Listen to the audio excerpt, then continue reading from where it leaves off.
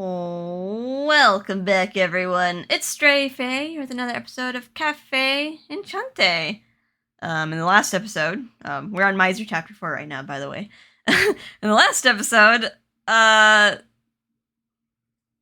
Kotone got thrown into the gate into Misyr's world. From Misyr, who is probably not actually Misyr, just looks like him. Through meticulously. I mean, you knew it was gonna happen. Because, like, one by one, each of the cafe regulars were, like, forced to go back to their own world through, like, a duty, or, in case of ill, just gets plain kidnapped. But yeah, so we're in this world. I'm kind of curious to see if Kotone is going to be okay. So let's proceed with Misyr chapter 4.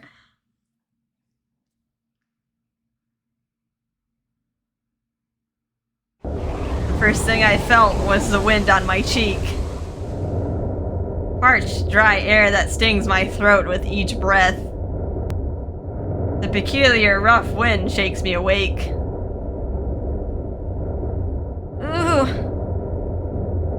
I slowly open my eyes. When I get up, what I saw in my field of vision is...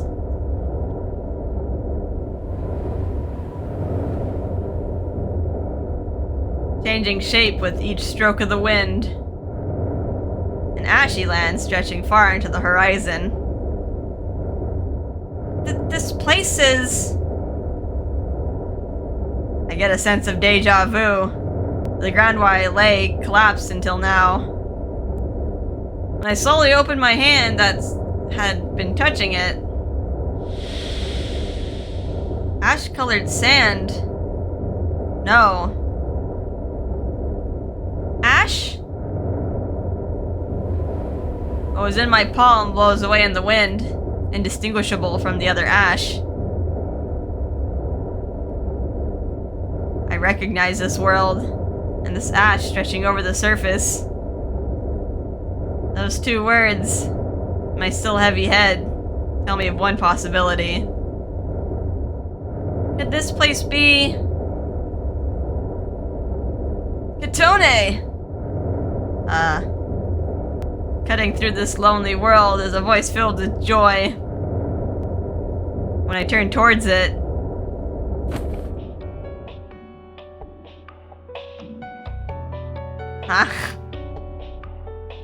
I was embraced in someone's body. An embrace from right in front of that reminds me of a certain encounter one day. The sensation of his chest and arms wrapping my body remain in my memory. But the strength behind it was greater back then. I sense a strong will of never wanting to let me go. Ooh. Like the same. It's like the same thing from when the gate opened up at like the very beginning. It's a little suffocating, so I raise my head and... Really? Is it really you? Misyr? As I thought, the one embracing me was the one who promised to return to Enchante. Misyr, who had returned to his usual form. Still embracing me, he places his eyes right on me. I'm glad. I'm so glad. If you had never woken up again, I wouldn't know what to do. I wanted to see you. I was waiting for you all this time. Enough to nearly faint. For so long. So long. What should we talk about first? There's so much I want to talk to you about.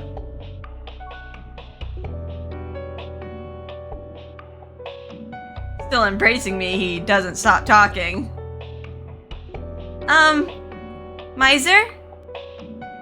Of course, I'm very happy to see you too, but this is a little a little painful. Could you relax your grip a little? Oh, sorry.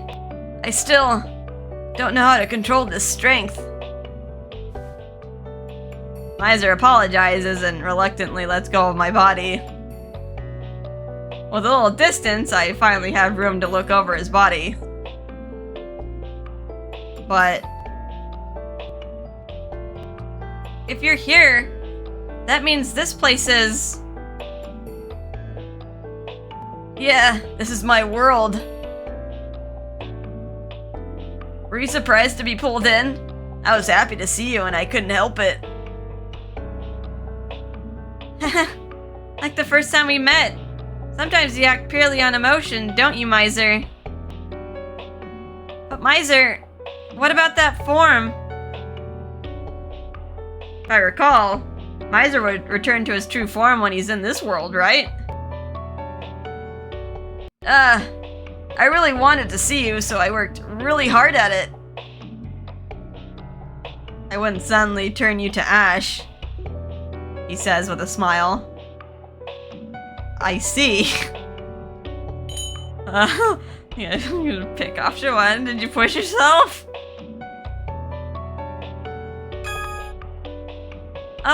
Misyr, are you pushing yourself? Pushing myself? Well, we talked about it before. I thought it was really hard to restrain your power. Keeping that form in this world, I thought you might be pushing yourself. I'm a little worried. Misyr? Oh yeah, I'm fine. That's right, I'm fine. I wouldn't feel anything like pain and suffering.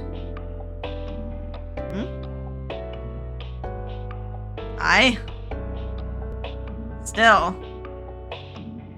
Seems like he was too happy and pulled me in here before he even entered Enchante, but still. It's been a while seeing each other face to face like this. That's right. It felt like thousands of years to me. Haha, that's a really long time. As though interrupting our conversation, the ashen wind grazes my skin. Upon seeing it, Misyr makes a troubled frown, but he quickly regains his mood. Alright then, now that you're here, should I give you a formal introduction? Welcome to my world!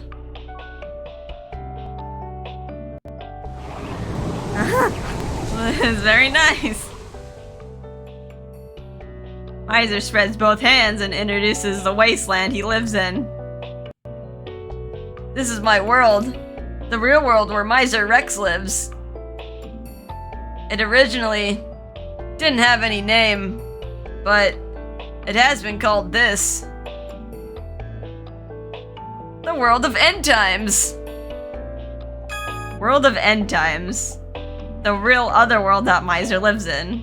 Wastelands of ash extend endlessly, and there are no signs of life in this world. What a nice name. The world of end times. That has a really sad sound to it. But it's all a wasteland. It's composed of only ash. I'm sure no matter how far I walked, there wouldn't be any things of nature or buildings like the other worlds. As the name suggests. It's as though all of civilization has gone to ruin. This place that has met its end is the world Misyr lived in this whole time. However, Misyr himself doesn't seem to mind, in fact. Now then, how about I guide my wonderful guests around this world? There are places I want you to see. In fact, he seems to be happy from the bottom of his heart that he brought me here. Now, Kotone, would you give me your hand? Huh? He gently extends a hand to me. As I am a little confused about why he extended it to me, Misyr suddenly smiles. Well, it should be unthinkable. I wouldn't want you to get lost. It'd be safer to hold hands.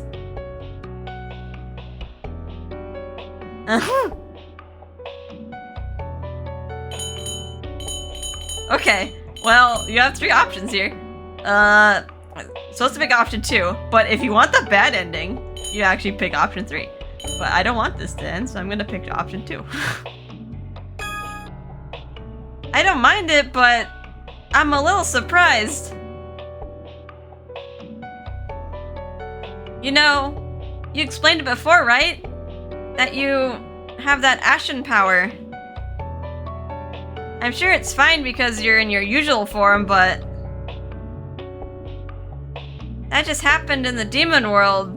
So, Misyr, I thought you might have been concerned about getting near me or other people. That's what it seemed like. So for you to offer your hand to me, it's just a little surprising. Not at all. Touching you, I wouldn't feel worried about that. Really? He declares it without hesitation, and I'm a little taken aback. Did our reunion before blow away all his hesitation?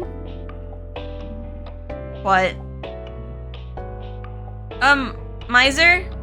I'm thankful you want to guide me around this world, but is it okay that we don't return to Enchante? When I ask, Misyr blinks his eyes in surprise. Why? Huh? He tilts his head like his heart's confused. What do you mean, why?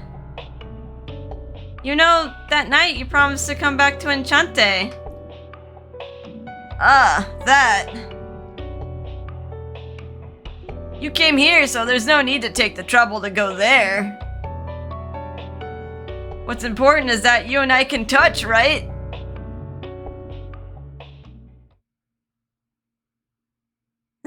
Bad feelings all around. What's this?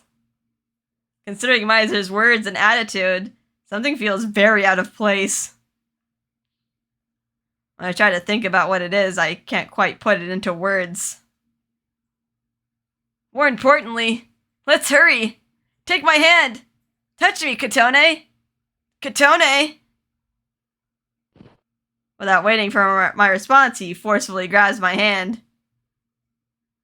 Why? Really, why? He stops cold at my question. Why, when you speak of Enchante, why is it as though it's only a second thought? Back then,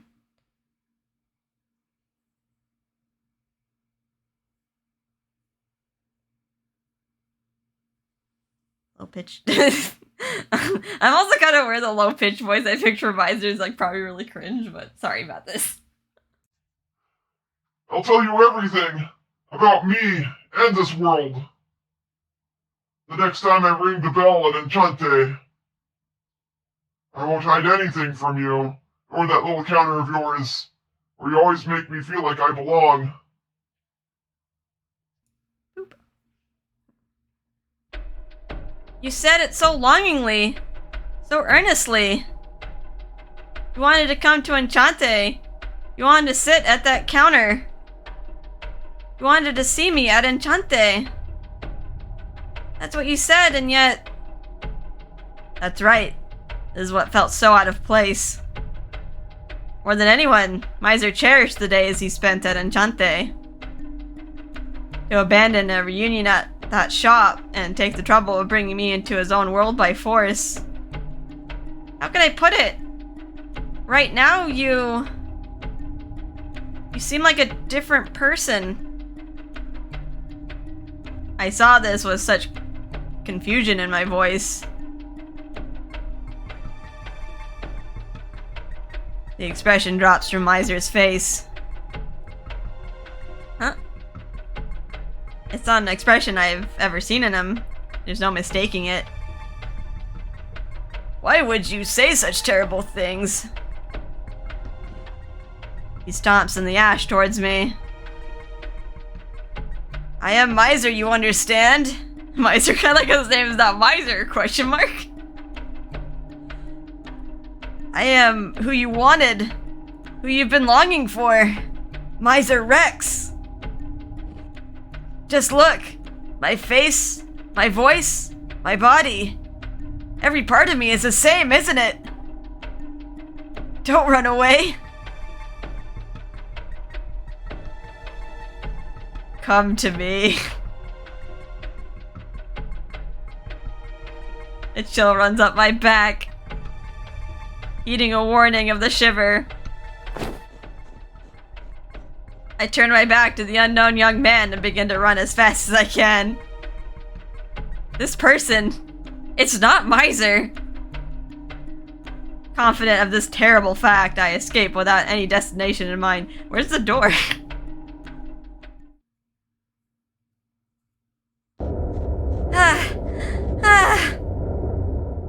With no destination, I simply run through an endless wasteland. To escape from that, someone who had taken Misyr's form. I thought the gate would be somewhere nearby, but seems I was carried very far during the time I was unconscious, and I can find no trace of it. I run and run, but the scenery just repeats itself. The rough ash slips beneath my fatigued legs. Ah! I nearly tumble over with force, but I manage to control it. However, I need to run faster! That young man will catch up otherwise. Driven by impatience, I try to take the next step.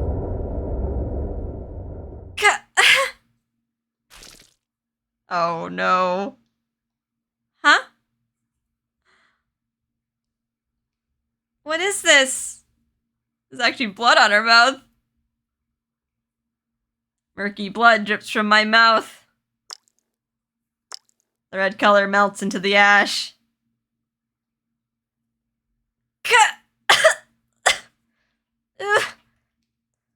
The moment it enters my sight, I'm suddenly assaulted by suffocation. No, it's more than that. It hurts! My hands shake. My vision blurs. Blood and oxygen. I feel everything in my body, as if it's hurting me from the inside. I can't endure it. This abnormality, this agony happening in my body. I collapse to my knees in an ashen land. Behind me, I hear...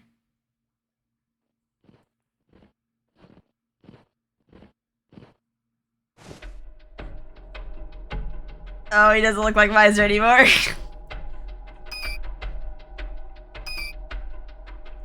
There. I caught you. A body with no warmth engulfs me.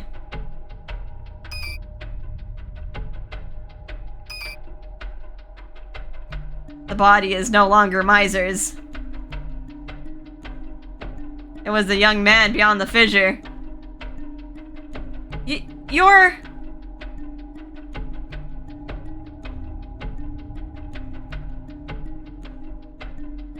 The first time I went to another world, when I passed through the gate to Medio. Oh, that long ago.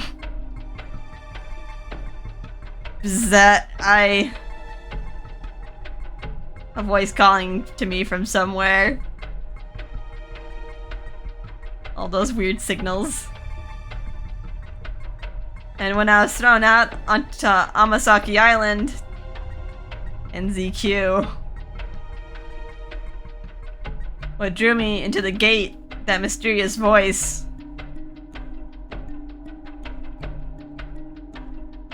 Thinking back to that harsh noise, hidden behind it, a voice. Don't tell me that voice! It was... With it whispered in my ear like this, I finally realized. Right. That's right. All of it was my voice. As I thought, you could hear it. For all this time, I wanted to speak with you like this. So much that I could faint. I've waited for you, and I've wanted you. For so long. There was never a time when I didn't think of you. The young man embraces my body, entirely stricken with pain, with even more force. Finally, I can finally touch you. I can finally talk to you. I'm glad. It was well worth my persistence and reaching my hand for you. This man. What is he talking about? As he breathes a sigh of joy over me, my body is in pain and my vision blurs. A feeling of nausea rises.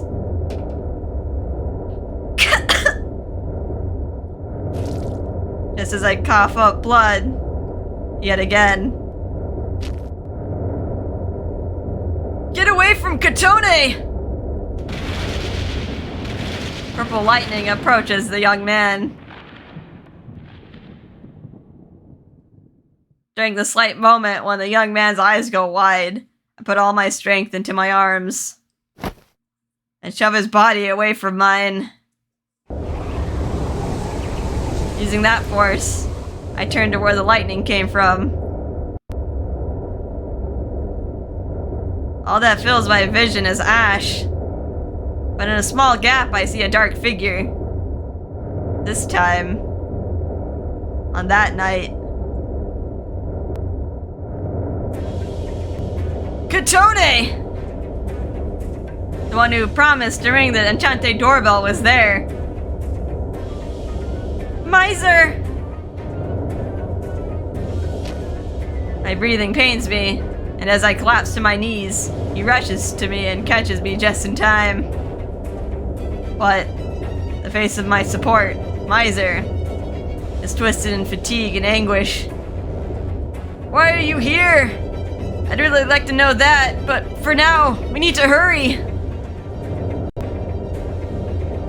Are you going to return to the human world?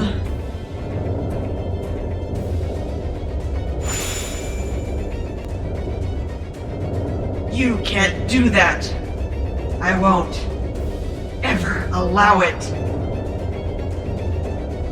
Misyr and the young man. Perhaps because this is their first time meeting face to face, Misyr looks shocked when he sees his face. What a surprise! You really do have the same face as me.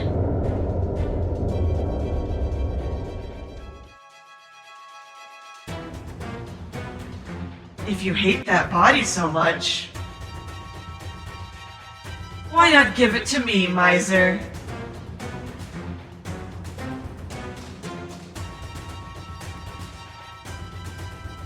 Your power and form. I took it all back then. Or so I thought. You still maintain that form, and even while weak, you have the strength to perform magic. I'm only confident in my tenacity. Although, I can thank you stealing my power for that. As you see, I'm not returning to that strange form even in this world. I can only call that ironic.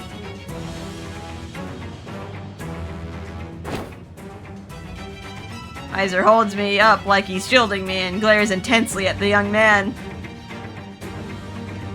While watching the man's state to run at any moment, he slowly backs away. Who are you? You interfered with me in the demon world. No other being should exist here aside from me. And they couldn't. And you stole my power just by touching me. That's quite a ridiculous feat. Who exactly are you? Misyr asks questions trying to create an opening, and the man...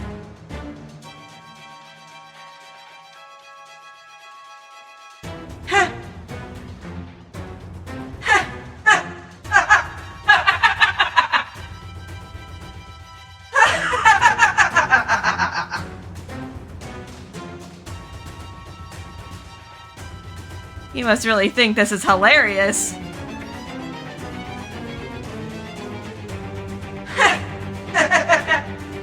Ah, that's rich. You, of all people, asked me that. None other than you. For all this time, you. For so long. You've known me since the distant past. To you, I'm your only friend from the homeland.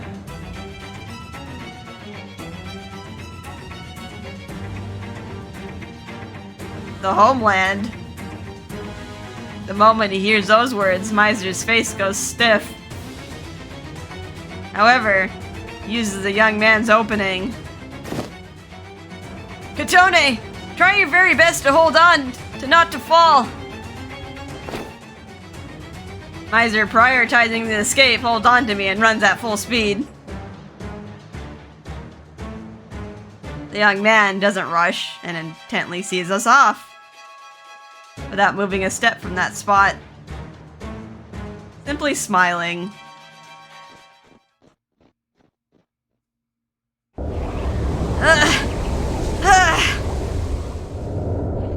As Misyr walks while holding me.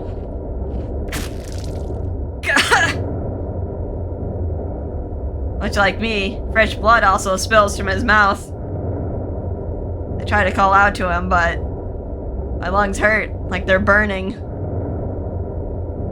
My blood torments me, like it's poison. Misyr desperately protects me with the robe he's wearing. Misyr! Between my hoarse breaths, I try to call his name. Don't talk! A voice mixed with worry prevents me. I don't have time to go into detail. The atmosphere in this world harms the body. Exposed to it for too long and you'll die. I can carry you in this form, so just hold on a little longer until we reach the gate. As if to mock his determination, smoke rises from the ash in front of us and... Spartoy! I figured it was a product of this world, but why now of all times? The ones from before, the menace we saw on Amasaki Island, they swarm us all at once. The usual Misyr could crush all of them, but with a single glare, but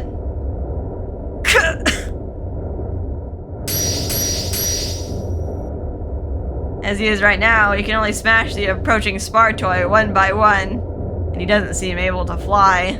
Spartoy, second definition. A non-human that appeared on Amasaki Island, a skeleton made out of ash from the world of end times where Misyr lives. Still, while avoiding the Spartoy, he continues running through the wasteland. Did we lose the Spartoy? Or did they let us go? Despite them disappearing from sight.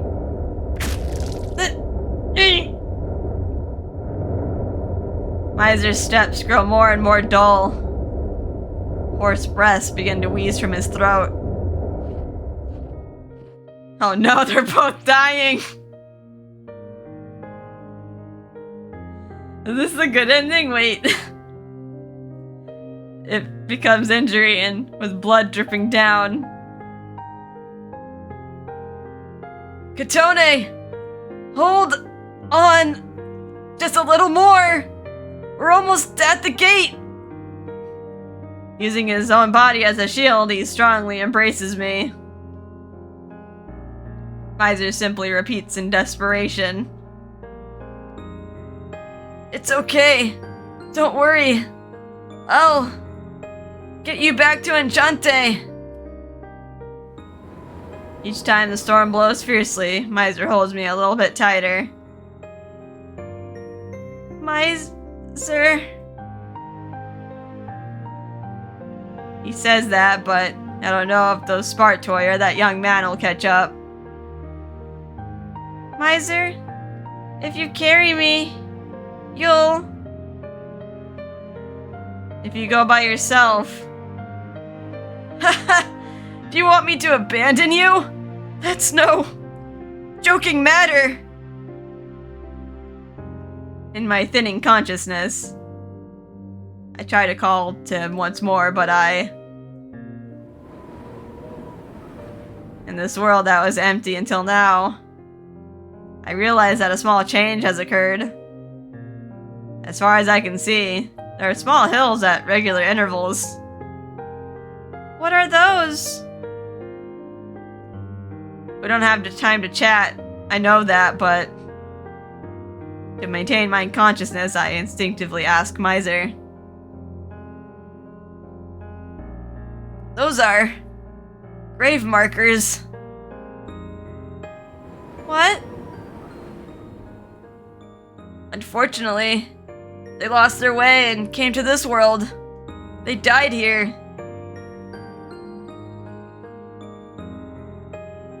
I'm from among them. The only survivor. I was once like you. I was a human in the human world. Misyr walks on, speaking in a hoarse voice. He talks about his life, about a history long ago.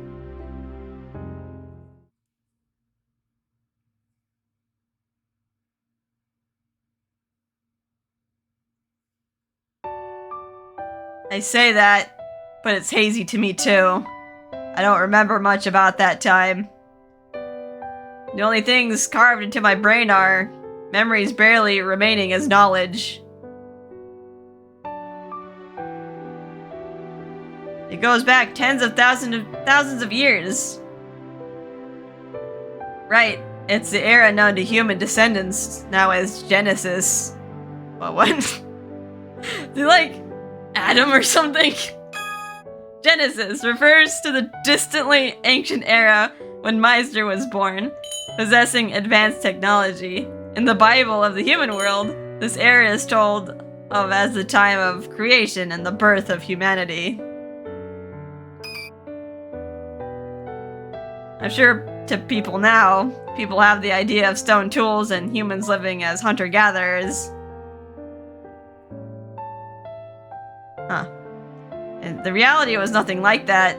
The human world at the time had far more advanced technology than the modern day. Magic and science, all techniques were fused to the extreme limits, creating an advanced civilization. Such an era, I was born as an ordinary human. Huh. This is like really... okay. I just like think of Chrono Trigger. Cause yeah, cause I remember like in Chrono Trigger, if you go like... you like time travel in this game. Like you can go to the past. You go to the past, you go to like Unga Bunga Land. Well, there's the past, where it's like kind of medieval times, and then like you go farther in the past, and like there's like little Unga Bunga cave people, and then you go even farther, and all of a sudden like the humans are actually like super technologically advanced, and like they somehow just destroy themselves with their own technology, and then the cycle continues. Anyway, however, By the time I reached adult age, I left my homeland, the human world. Oh. Can't even see it. It's the boat! At the time, the human world knew of worlds outside our own. We had observed the existence of them. All technology at the time was utilized to cross the boundary between worlds and develop means to move into them. The result of that was called an ark, a vehicle that could travel to other worlds. Ark refers to the rectangular ship appearing in the Bible of the human world. In this game, it means ships used by humanity to travel to other worlds in the era of Genesis. I was chosen as a human to ride an ark in search of new lands and other worlds. Why did we seek other worlds? Why did we need to leave the human world? The reason, I don't remember it anymore. For the journey, loaded into the ark was a door, a gate that connects space-time to connect that world with the human world. Gate, second definition. A door of space-time loaded into an ark, connecting other worlds to the human world. Likely, if another world suitable for inhabitation was found, humans plan to use the gate to move to that new world. The gates that exist in other worlds, including the one in Enchante, were probably left for that purpose. However, among the many arcs that departed, the arc I was riding suffered the worst luck. We were swallowed by a wave in space. Much like being cast away, what we reached was the world I reached was this world we called the World of End Times. Appropriate to its name, this world bestows an ending upon all who visit. Oh. The atmosphere of this world is not something the human body endures very well. On the first day we arrived, about half the crew I came with died. After realizing the abnormality, we tried to flee, but there was nothing we could do. Naturally, I was no exception. The ash that enters the body stabs into it, causing one to vomit blood. The wind burns the skin of those exposed. The people around me suffered and suffered and suffered. In the end, their bodies would erode and become ash. They would die and become part of this world. Objects were also no exception. All things would arrive at the same fate. I watched it all with vacant eyes, enduring the hellish agony myself too. Before I knew it, I was the only one left alive. Before long, like my friends, I too would perish and become ash. That's what I thought, but for some reason, only my body began to experience strange mutations.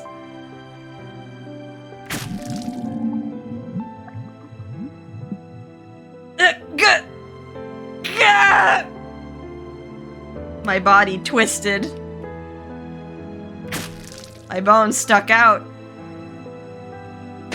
My skin hardened and the color changed. I no longer needed for food nor drink. Perhaps absorbed from the dead, my body gained immense magical powers and began to grow into something enormous.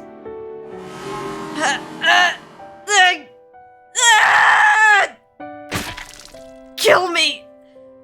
Just let me die! I can't take anymore!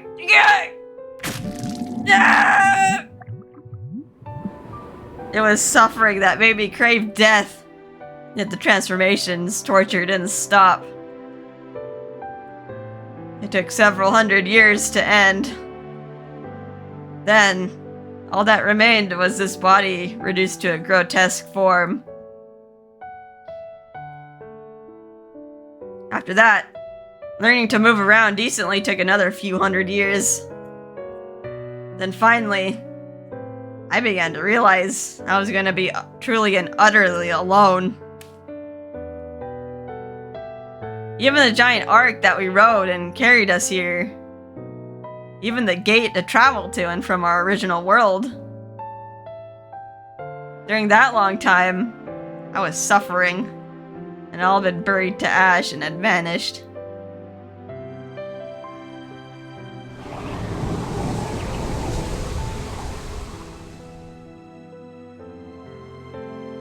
I was at a loss for words at the things he had told me as he continued walking.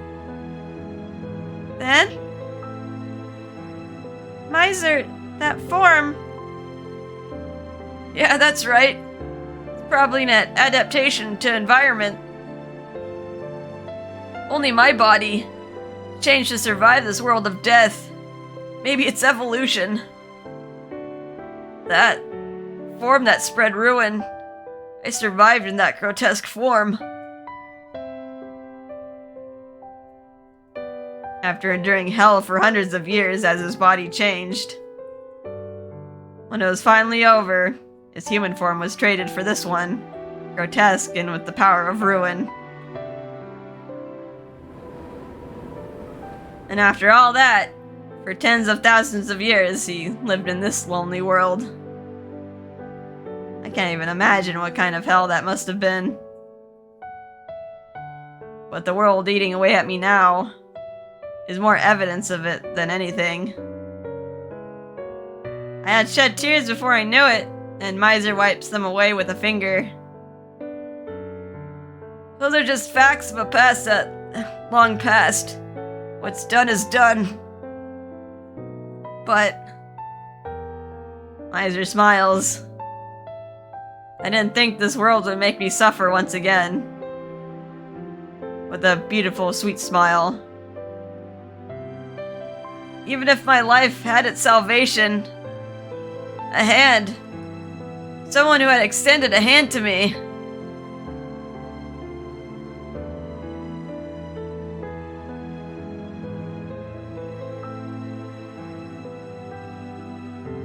I had taken grotesque form, but at first I wasn't discouraged. The Ark and the Gate, they might have remained somewhere in this world. Especially the Gate. It wasn't something that could be destroyed physically. So, if I searched the world thoroughly, I might find it somewhere. I might be able to return to the human world.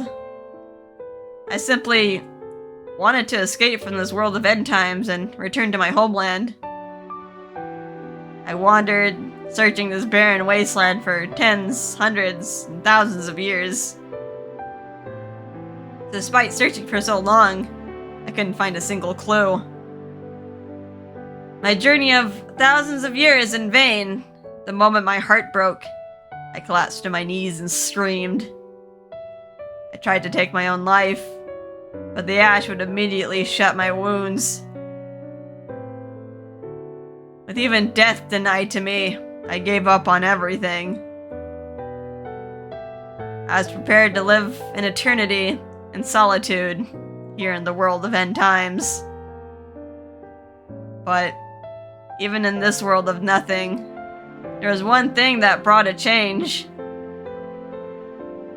That was, rarely, once every few decades, a wormhole would open. I mean to say that, but most of them closed instantly and were very fragile. But once in a while, from the wormholes from other worlds, life forms would fall. That's right. Aside from myself, this world bestows an end to visitors. Demon beasts from the beast world, fairies from the fairy world, demons from the demon world, angels falling from the heavenly world, and from many other worlds. At first, I thought I wouldn't be alone anymore. I ended up feeling happy. That joy was short-lived. Unlike me, there wasn't a single one suited to this world of end times. That's right. Everyone who fell in would die. In agony, they would turn to ash. Even if I tried to help, I turned life to ash simply by touching it, so there was almost nothing I could do. If there was one thing, though, in regard to the countless lives that vanished with the passing of time, I could attend to them and listen. Help me. I don't want to die. I want to see my family. I want to go home. Why won't you help me? Repeatedly listening to such lamentations, I can only watch these countless lives die. I learned about the other worlds as I cared for them, and the power I stole from the dead afforded me the ability to wield magic. It's ironic. That's really all I can say. After they passed and became ash, I would make a grave, mostly for myself. All I did was watch my visitors die. For thousands, tens of thousands of years. Tens and hundreds of thousands of people.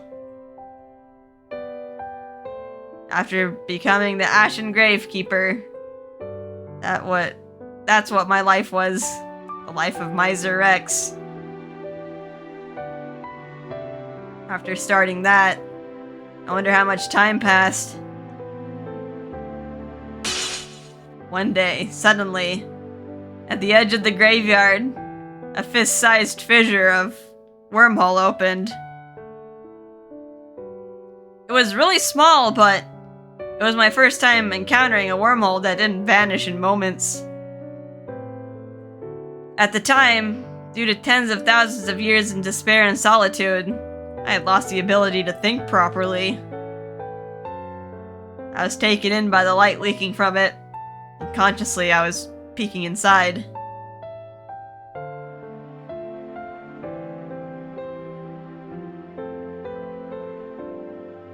There, I found my salvation.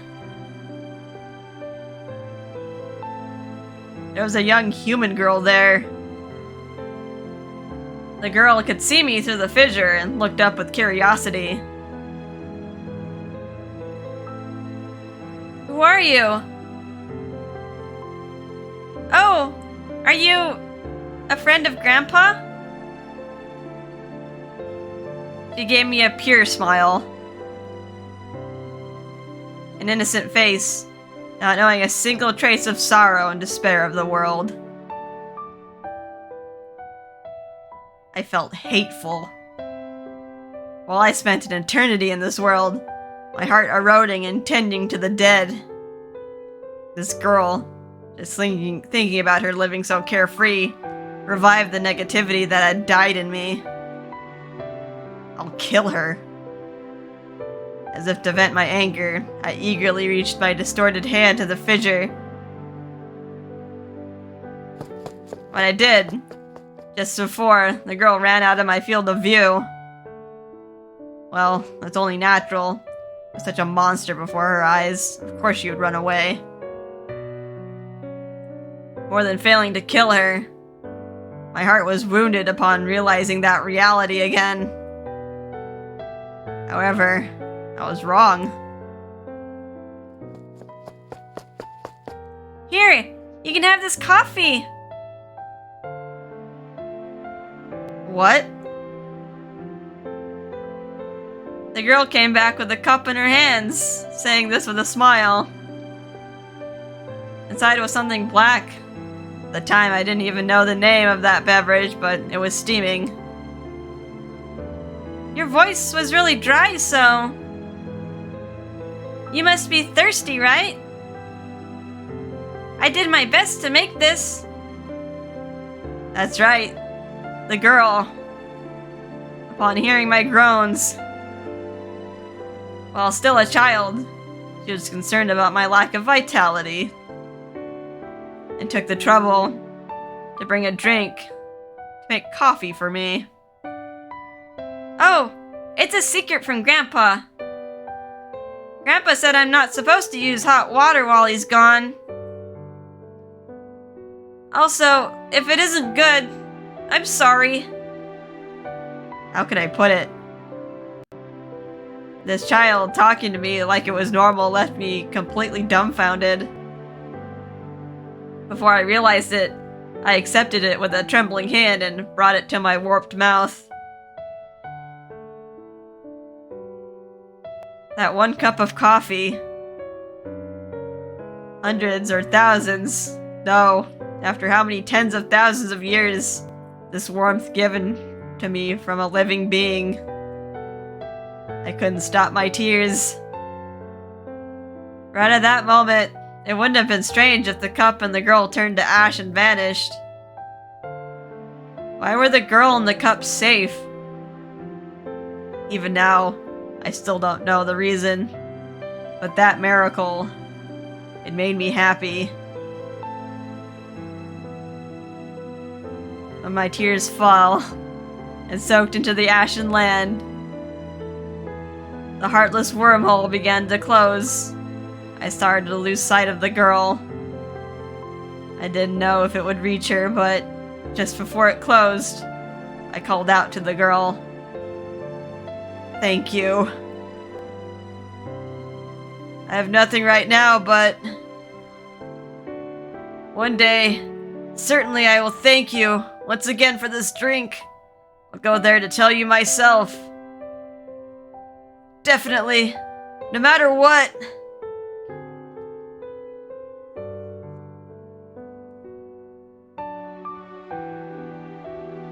No longer able to walk by my own strength, I bury my face in Mysyr's chest as he supports me.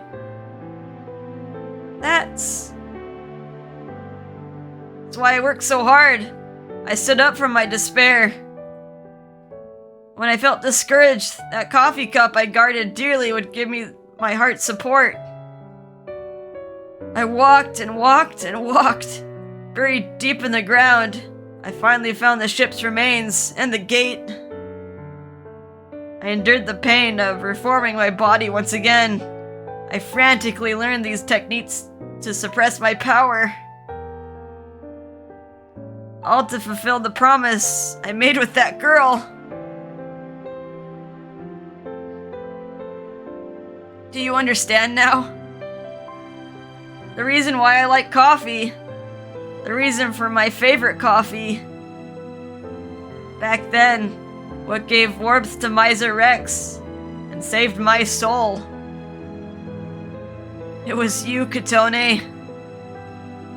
Me? Yeah, we've already met before.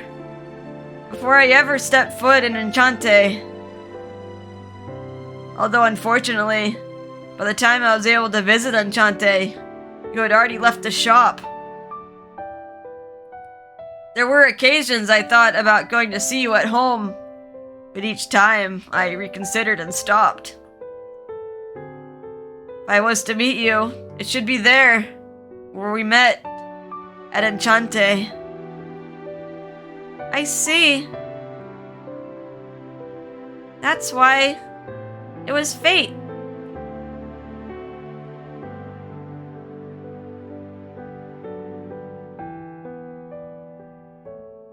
If you have the time, I'd like to talk with you some more, but not necessarily about the cafe. I want to know more about you, and I'd like for you to get to know me a little bit better too. And why would you want to do that?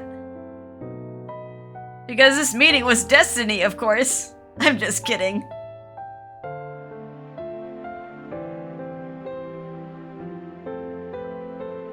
You know, like you said back then. To be perfectly honest, I was in pretty high spirits back then just from seeing you again. But yeah, that's right. If it's fate, I'd be happy. So let's go back together. Back to the warm cafe that spun those threads of fate. Yeah.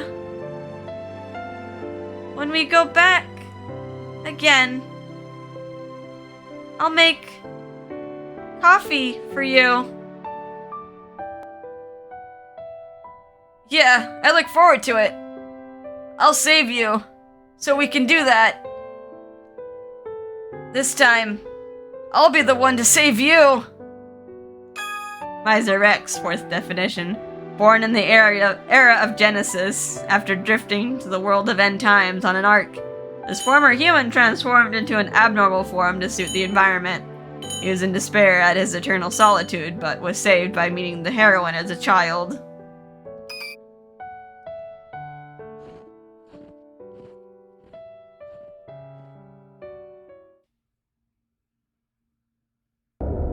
Misyr continues crying out to me like this for hours and hours.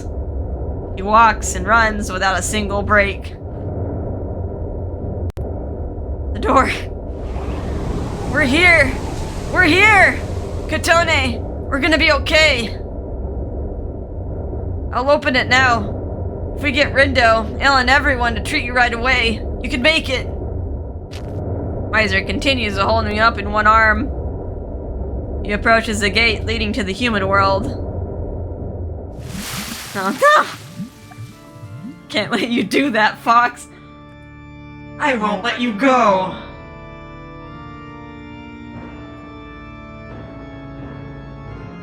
After fleeing for so long, after walking so far, there wasn't even a trace of him until now. Yet the young man appears like it's natural in front of the gate, blocking the way. The same moment of surprise, Misyr makes space between us and him.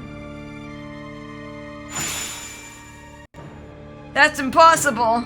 Where'd you come from? I was next to you the whole time. You were holding on to her and talking about your past. I was by your side, listening to it all. What's that supposed to mean? Hey, Misyr Rex. You. The incident that gave you the chance to write an arc. The incident way back then. No, the catastrophe. Do you remember its name? I see. So you don't remember. Well, that nearly eternal suffering wore away your heart and your memories. Makes sense. In that case, I'll tell you. The name of that catastrophe. By them, by you, the name given to me. The name of this world is...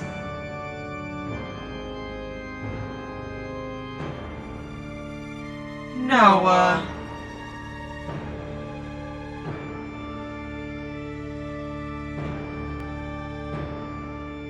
That's my name.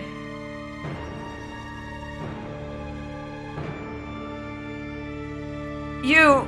this world... Noah? Misyr reacts like he doesn't understand, but the young man, Noah, ignores this. Now I answered your question. Isn't that enough? Kotone, give her to me.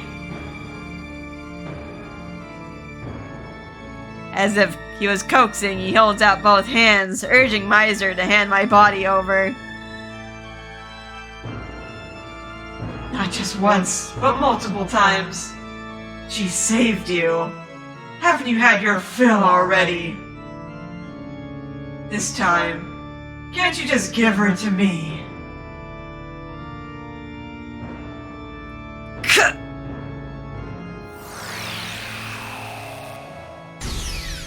Misyr glares at Noah, and in the space between us and him, a light bursts like a flash grenade. Using that chance, Misyr runs full speed towards the gate. Still holding on to me, he reaches his hand towards the doorknob. Nope. The flash doesn't work on Noah, and his arm is seized by him. That moment.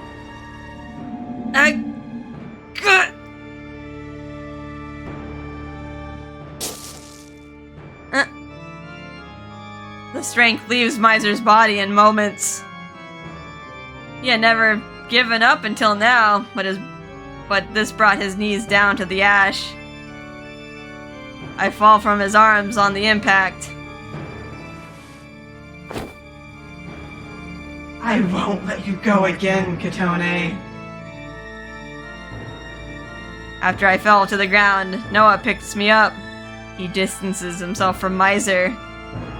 With no energy to resist, I'm simply carried away. However, perhaps thinking of something, Noah stops.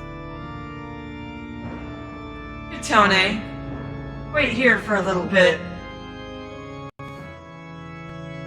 Saying this, Noah gently puts me down, then he approaches Misyr, who is on his knees and is trying to stand back up. I get a bad feeling. More like a hunch, maybe. But unable to speak, all I can do is watch this unfold in my waiting field of vision. Send her back to her own world! If you don't, this world is going to kill her! How sad.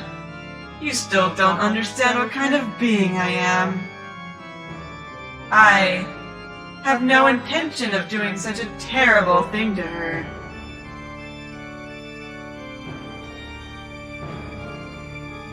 I don't say you're...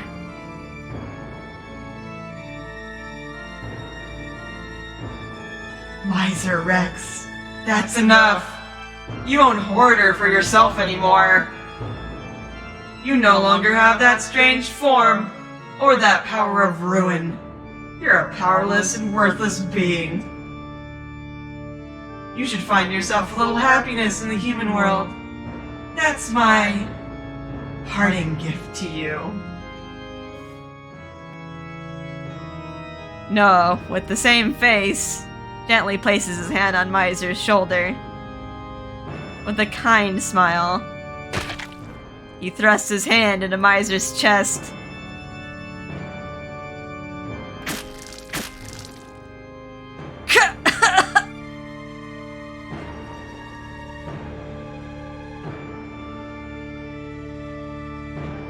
A large pool of blood stains the land from ash to a reddish black.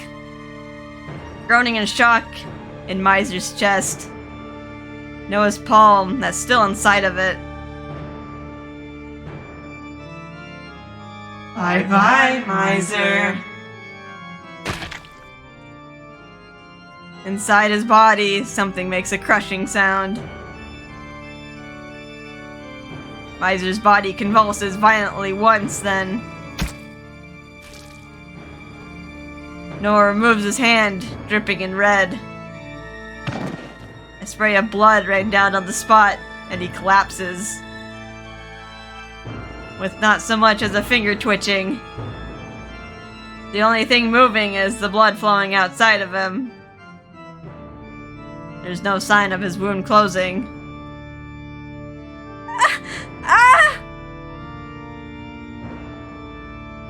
My voice goes hoarse at the horror. I gather all my strength to reach my hand towards him. Thank you for everything. But now, I have Kotone. I don't need you anymore. Noah grabs the collapsed body of Misyr with one hand and throws him into the gate.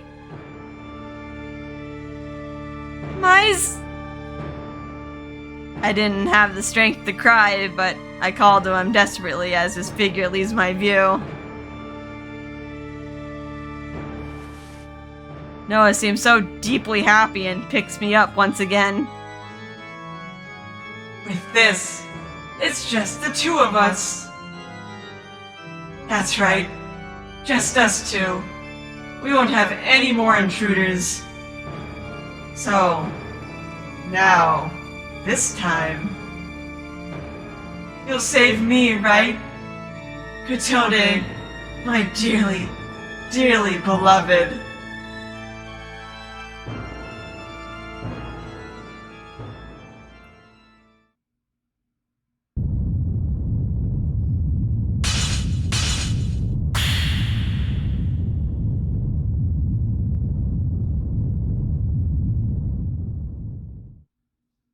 Chapter 5. Okay, I guess this is a shorter chapter.